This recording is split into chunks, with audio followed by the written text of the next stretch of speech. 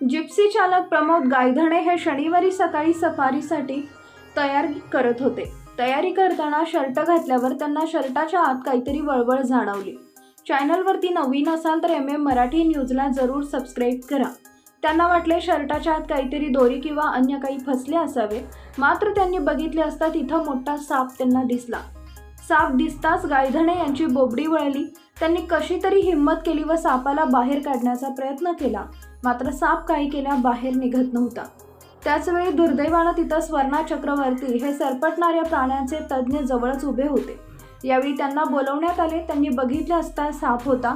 त्यांनी साप काढण्याच्या काठीनं अगदी अलगद सापाला शर्टाच्या बाहेर काढले. शर्टात असलेला साप हा मांजऱ्या बिनविषारी साप असल्याचं स्पष्ट झालं. हा साप बिनविषारी असला तरी सापाला बघून गायधणे यांच्यासह त्यांच्यासोबत असलेल्यांची बोबडी वळली होती. दरम्यान या सापाला नंतर ताडोबा अंधारी व्याघ्र प्रकल्पात जिवंत सोडून देण्यात आले. ताडोबा प्रकल्पात सरपटणारे प्राणी मोठ्या संख्येत आहेत. तसेच विविध प्रजातीचे साप देखील आहेत.